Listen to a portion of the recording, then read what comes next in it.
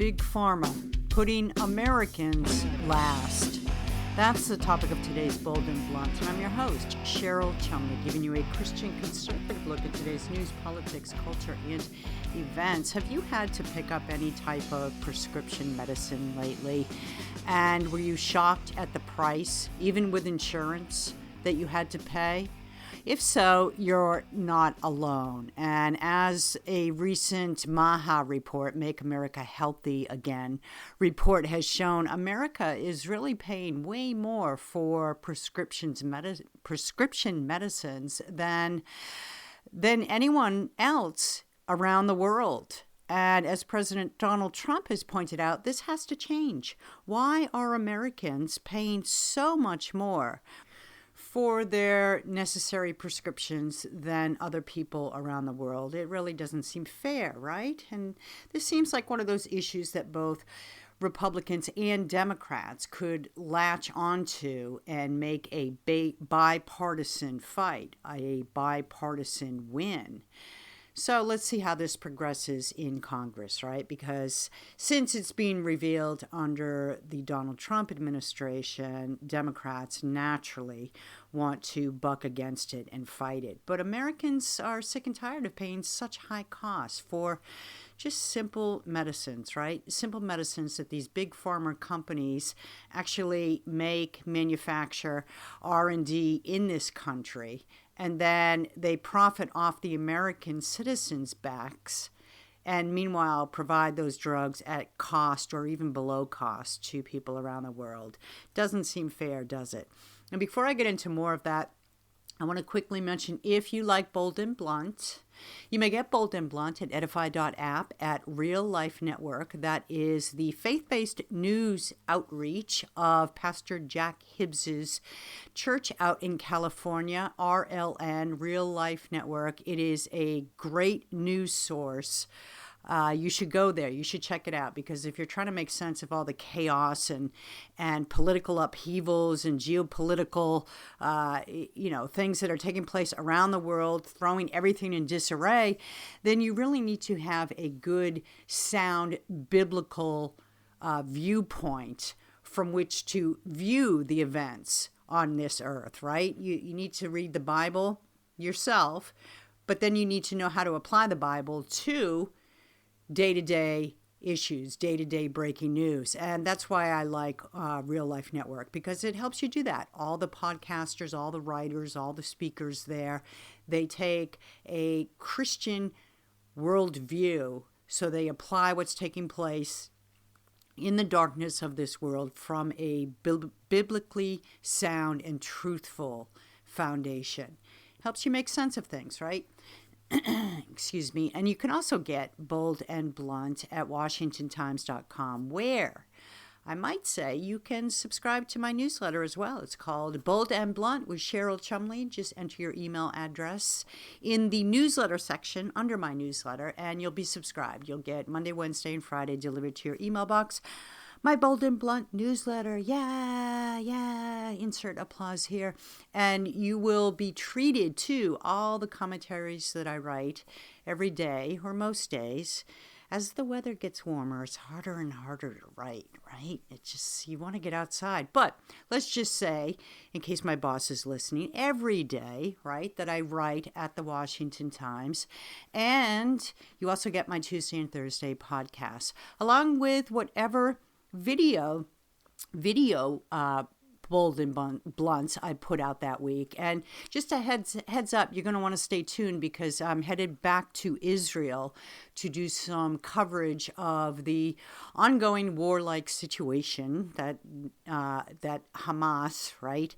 Hamas always says it's going to make a peace deal with Israel, only to turn around and break it. So I will be in Israel covering what's going on the ground in Israel once again. I went a year ago for regular Washington Times readers, and I'll be there for about 22 days. Yes.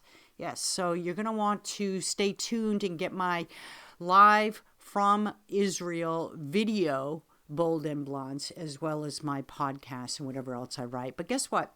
You can also get Bold and Blunt wherever podcasts are available. All right, that was enough of that. That went on very long. So let me get to some of these Big Pharma statistics. You start digging into this stuff, and it's crazy. Okay, this is from mastermindbehavior.com. Never heard of that website, but they've got some good info on key statistics of the U.S. pharmaceutical industry. This was posted March 3rd, 2025. What is the size and projected growth of the U.S. pharmaceutical market? That is a headline in this piece. The U.S. pharmaceutical market size was estimated at $574 billion in 2023. This sector is projected to experience significant growth in 2024. Well, let's just look ahead. By 2030, the market is expected to exceed $1 trillion US dollars. That's crazy, right? Why? Why is that projected? What are the growth drivers, as mastermindbehavior.com puts it? Rising prevalence of chronic diseases. That's the number one reason for the growth of the U.S. pharmaceutical industry. And isn't that interesting, right? Because this is why we have Kennedy at the helm, right, of making America healthy again. Because anybody who has lived just a couple generations, anybody who has lived just a couple decades or so can see just in that short time period how unhealthy Americans have become, right? If you haven't lived that long, just go back and look through, old clips, old magazines, old photos, old videos, and see how the majority of America's population was, just physically speaking, and then take a look around now, right? People are in America, by and large, there are too many people in America who are overweight. There are too many people in America whose diet consists of things that come out of a bag, processed off some sort of manufacturing floor.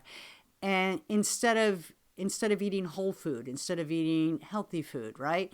People who don't cook, but rather they just go to the nearest fast food restaurant. And we wonder why are we having a rise of chronic diseases? Well, things like diabetes in young people, that used to be an older person's disease, and high blood pressure in young people. And, then we had that whole thing with the COVID shots, which I think is going to be a separate disaster in itself, with lingering long-term health impacts that we probably won't be discovering for years and years to come, and probably won't be acknowledging, at least from the government's point of view, for decades and decades to come. But, there are several health issues ongoing now that are due largely to lifestyle choices of Americans. And those feed into what mastermindbehavior.com points as a rising prevalence of chronic diseases.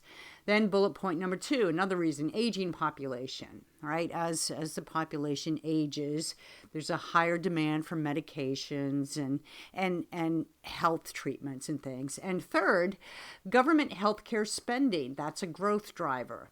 Programs like Medicare and Medicaid contribute significantly to healthcare expenditures and influencing the number of drug sales. And this is interesting to me because, like any government program, right, if you're budgeted a certain amount, if you don't spend the money that you're budgeted, you find that it gets taken away the next year. So what government agencies do is they constantly demand more money, and whatever money they get, they want to spend because they know if they don't, their budgets will be reduced next year. So just look at what's going on now with trying to curb some of the Medicare and Medicaid expenditures. You can't even go after waste and corruption. You can't even boot off illegals who shouldn't be on the program anyhow, or those who are able to work, and get their own health care. You can't boot those people off without politicians making it a massive, loud, media-frenzied issue, right? So that goes into government healthcare spending. The larger these government healthcare agencies grow, it becomes self-fulfilling prophecy, right? The more money they demand, the more money that they need, and the more they spend on things like Big Pharma, right? Prescriptions and things like that. And so, of course, what are the growth drivers? Government healthcare spending. As health agencies in the government grow, then the spending's going to grow. And these are all tax dollars, so there's no real incentive for those in charge of the government health bureaucracies to lower costs, to spend less. And so there are some great statistics out there. Prescription drug expenditure in the United States from 1960 to 2024. This is from, and I never know how to pronounce this, but it's Statista. It's statista.com. And you know it's a really good data website, data organization, because they charge a tooth and nail. Is that the saying? They charge a tooth and a nail? They charge a whole lot of money to subscribe yearly to get access to their in-depth reports. Access all statistics starting from $2,388 yearly. So I don't have access because I haven't subscribed, but this report here, they give you little teasers. They give you access to some of their stats. And so this one is fascinating, right? Prescription drug expenditure. I know you can't answer that yet because you don't have it in front of you, but I'm about to explain. Trust me, it is fascinating. Prescription drug expenditure in the United States from 1960 to 2024 in billions of US dollars. So, all right, so you look at the chart here, as I am, and in 1960, it was $2.75 billion, right, that was spent on prescription drugs in the United States. In 2024, it was $463 billion, point something, 463 point something. I can't read the number there. 463 billion. So between 1960 and 2024, we went from 2.75 billion to 463 point something billion on prescription drugs. What the beep, right? And so it gets even more interesting when you look at the years, right? And this goes toward what I was saying earlier about, quit eating junk, right? And maybe then you'll be a little bit healthier without relying on prescription drugs, right? Because that's what we used to do in this country. We used to eat, regular whole foods. There weren't microwaves. There weren't, fast food restaurants every 20 feet. People used to just eat regular food and cook it themselves and grow it themselves in some instances, and that's what they did. So between 1960 and 2000, okay, so that's a 40-year period, the money spent on prescription drugs in the United States ranged from $2.75 billion to it finally hit $40.3 billion in 2000. But all through 1960, 1970, 1980, it stayed below $15 billion. It went from $2.75 billion in 1960 to just at $12 billion in the 1980s, okay? And then in 2000, it jumped to $40.3 billion. It jumped again in the next 3, 4, 5 years to $122 billion. And then in 2006, it jumped to 208.6 billion. And from there, it was steady rise. You got 252 billion.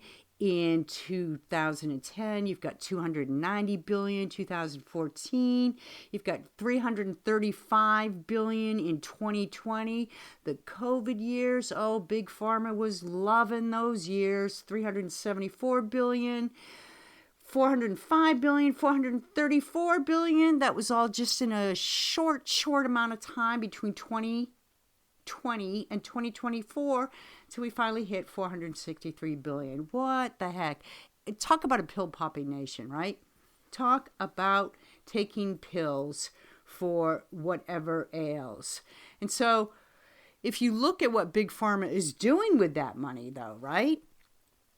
They're not putting it so much in research and development as they are in advertising and marketing, because nothing says profit, nothing solidifies profit like having an addicted population.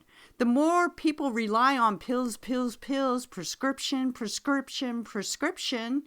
from Big Pharma, the more money Big Pharma can make. So turn on your TV. Nine out of 10 times, if an ad pops up, the first ad you're going to see is from Big Pharma, right? Marketing spending of selected pharmaceutical companies worldwide in 2023 in billions of dollars. Pfizer, okay, this is from another finding from Statista or Statista.com. Pfizer invested $3.7 billion in advertising activities in 2023, making it the pharmaceutical company with the highest advertising spending among the presented companies in the given year. Merck & Company ranked second with $2.3 billion, while AbbVie, A-B-B-V-I-E, came in third with $2.2 billion. Isn't that amazing how much money Big Pharma finds in order to advertise? No wonder that prescription, no wonder that bottle of pills that cost probably 37 cents to manufacture and another 5 cents to package is costing you at the drive-through pharmacy pickup window $80, $100, $150 or more out of pocket. That's after even insurance kicks in and pays their portion. No wonder, right? You are just paying to help Big Pharma get their ads on TV so your kids can be flooded with these messages that if they feel a little bit tired, if they feel a little bit sad, if they feel a little bit off, well, there's a pill for you. Go ask mom. Go ask mommy and daddy to get you that pill. All right, I have a guest today who is going to talk about the prices of Big Pharma and shed some light on more on why we're being tasked with paying so much more for our medicines than other people around the world, and more importantly, what we can do about it, right? Is the political will there? J.D. Hayworth, I want to thank you so much for being on Bold and Blunt. It is so great to have you here. Yeah, this is great. It's like the good part of karma. What goes around comes around. Back during my Newsmax TV days, you were a frequent guest. Yeah, and so I'm so honored to join you here on your Bold and Blunt podcast. And I remember those days, and I loved being on your show. I can't wait to dive in deep to what you've been doing in the field of pharmaceuticals right now. I understand you're the spokesperson for Pharmaceutical Reform Alliance. And as part of that work, you're looking at what Big Pharma is doing to put it bluntly, screwing over Americans with prescription costs. Can you talk a little bit about what you're finding? Well, Cheryl, you primed the pump in various writings. You pulled back the curtain long ago. The fact is, Big Pharma sets its own pricing and often outstrips the rate of inflation. And what was it now? A little more than 10 days ago, There was the rollout, the formal introduction of the Make America Healthy Again, the MAHA Commission report. Yes. And President Trump pointed to it and looked at one point saying, hey, look, I look at some of these medicines and what other people are paying in the rest of the world. He said sometimes it's 10 times more, 12 times more, 13 times more what we're paying here in the U.S. than what consumers in other countries are paying on average. And this average is still way beyond the pale. Americans pay roughly 3 times as much for prescription drugs here in the good old US of A than our Canadian neighbors or our European friends or the folks down under. And in Japan, the developed world, what we've seen is that it's putting Americans last. And when you get to the executive order and the whole notion of recommending most favored nation status, it's a sign of the sanity that, and just imagine for a second, Cheryl, we're talking about a Trump-Kennedy team. Do you remember when we heard from the left, oh, it's horrible, there's no bipartisanship, this should be nonpartisan? Well, guess what? The American people are way ahead of this because this is an American issue. It's not Republican or Democrat. But the fact is that this thing has gotten so out of hand, the American people understand it, and that's why you've seen Secretary Kennedy and President Trump come to 18 months ago. Would anybody have forecast this? Putting aside traditional labels, saying we got to solve this problem, and returning to the notion of most favored nation status, what it's doing is flipping the script, saying, hey, let's make America the most favored nation for a change. Let's bring American prices in line with the rest of the developed world. And that's a wonderful breath of fresh air. Take it from a guy who used to vote on those most favored nation bills on the Ways and Means Committee. So just to look at it from the pharmaceuticals point of view, they say in America, the private insurance companies absorb the costs of prescriptions for people who need these medicines. And that in turn allows pharmaceuticals to provide much needed medicines around the world. That's basically their view. So how do you respond to that? Well, what's that old country song? I'll change the title just a little bit. That's their story, and they're sticking to it. The fact is, the people to whom it's been stuck are American consumers, especially, again, as you've pointed out on previous occasions. The argument used to be back when I was serving up on the Hill, hey, look, we, Big Pharma, we're involved in research and development. Well, it may have been true back then, but you take a look at it now, and the American people foot the bill with their tax dollars for research and development. What we've got going on right now is a shell game. And Big Pharma is trying to say, oh, look over here, look over here, look over here, trying to get the American people to ignore what's going on with their own bank account and with their own pocketbooks and wallets, where again and again they're paying more. And for some of these medicines, a lot of people still are having to choose between putting food on the table or buying the prescription drug they need for their daily health. That's true. And, do you think it's possible, even after COVID, right, when Americans' eyes were open to Big Pharma and the money they were making from COVID shots and all that, do you think it's possible at this point to reel in Big Pharma, though? Because when you talk about the medical field, most Americans to this day still fail to acknowledge that Big Pharma is political. They see them all as do-gooders. They're nonpartisan. They don't care about politics. What do you think? Well, again, what was very interesting, what's the old saying, Cheryl? Follow the money. And the MAHA Commission report took a look and they saw that Big Pharma has spent nearly $5 billion, yeah, you heard me right, $5 billion with a B, over roughly a 20-year period from 1999 to 2018. And then went out and established, quote, patient advocacy groups funded by Big Pharma, $6 billion there. Wow. So wait a minute.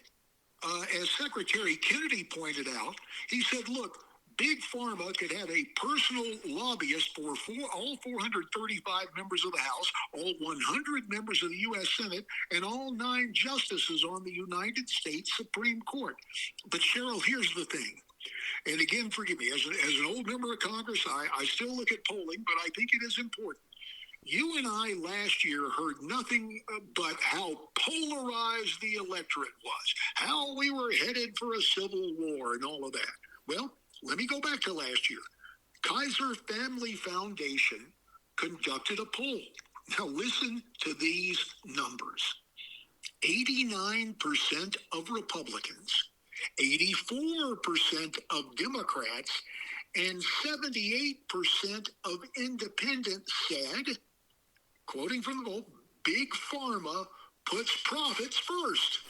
Now, when you have those kind of numbers, Cheryl, the American people can eventually get their will. They can see it enacted with a president, a transformational president, stepping forward to say it's time to reform and transform the pricing model in the United States. With the incredible popularity of this, I don't see, nobody can rest and nobody should take it for granted. And yes, Big Pharma is storming the hill. But the fact is, in the case of Mr. Trump, it echoes Benjamin Disraeli back when he was the British Prime Minister, who said, I must follow the people. After all, am I not their leader? And this is a case where popular will is going to far exceed the billions being spent. And I think you are going to see better than bipartisan, truly nonpartisan reform moving forward on Capitol Hill. Oh, that would be a happy thought. And one of the areas that you've pointed out where Big Pharma is being looked at right now is the FTC. The Federal Trade Commission has investigated or is investigating Big Pharma for patent abuse. Can you talk a little bit about what all that's about? Yeah, gladly. And again, the standard caution, JD in my name does not stand for Juris Doctor. I'm not a lawyer, never played one on TV. I'm not going to start on this wonderful podcast. but understand, one of the tricks of the trade, which is why the Federal Trade Commission is stepping in, the patent abuse. What was going on and what continues to go on is Big Pharma says, oh, wow, here's a new drug. Gee, we can do something called patent thickening. We can put up this complex web of different legal doctrines to slow down getting generic drugs to market as quickly as possible. Again, another case, and the American people already get this, where Big Pharma maximizes profits over people. And that, from 35,000 feet without descending into the arcana, is what the FTC is doing. They're stepping forward as an executive agency, and of course it gives a cue to Congress to say, okay, what do we need to do legislatively to reinforce this? But the fact that there is energy in the executive, and that's putting it mildly, yes, to get this done will be a great catalyst. But again, the American people come in, our continued vigilance, and that's why I'd be remiss if I didn't point out to those listening, if they want more information, they can go to the website pharmareformalliance.com. So if you were still in Congress right now, what would be, I guess, legislation that you would bring forward yourself that could address the prices of Big Pharma without inserting government into a free market system, right? Without regulating a capitalistic model? Well, it is important to remember that often what is championed as free marketeering is instead market distortion. So let's make that first. Let's issue that first caveat, or as my old press secretary, the legendary late Kentucky polecat, I called him, Larry Van Hoos. He said, "Free speech ain't free when you and I are paying for it." And the fact is, you have a situation where, in terms of advertising, and look, full disclosure, I'm a broadcaster, okay? I understand advertising, but you take a look at what Big Pharma has spent in terms of direct-to-consumer advertising. Were I there now on Ways and Means as a senior member, and wow, just pause and think, JD is chairman. Well, okay, the vanity is gone. Time out. Got off that pipe dream. But Dr. Greg Murphy, Republican of North Carolina, on Ways and Means has said, does Big Pharma really need the tax break for advertising that they enjoy? Probably not. And so he has legislation. And I got to tell you, if I were there, even as a broadcaster, or at that time I was on a detour to Capitol Hill, I thought it was going to be a longer journey, but that's beside the point. Anyway, I would be behind that piece of legislation for the overall reform that the Ways and Means Committee and the full House and the Senate should take up. They're promising bills in the Senate, but as I take a look, and as Milton Friedman pointed out, the tax code exists as a remarkable way to inspire or restrict certain economic behaviors on the part of Americans. And that's just being candid. And after all, it was no less a luminary than Milton Friedman, who wrote Free to Choose. Yeah, and it doesn't occur in a vacuum, and government does have a role to play when the spending has gotten out of whack. And understand that even with the money that Big Pharma has spent over the last few years, direct marketing to consumers, $36 billion with a B. Yes. The amount of money they've put in terms of their profits going to research and development, only 17% of their overall profits. And understand their profits, Big Pharma, top 10 companies, their profits are more than double the standard profit margin on the S&P 500. So again, we're not talking free market. We're talking a market distortion. Wow. That figure there explains why you can't turn a TV on nowadays without being flooded with Big Pharma messages. Take this pill, get that pill, buy this pill, get this pill prescribed. I mean, it's nonstop. Well, it is. What were they saying? And forgive me, sometimes math escapes me, but I think when you sit down for an average viewing pattern, Cheryl, it's like you're going to get hit with 9 spots. And if you transform that into a chunk of your life, it would be like 16 days of a year. Good Lord. And you're getting hit with Big Pharma ads on television.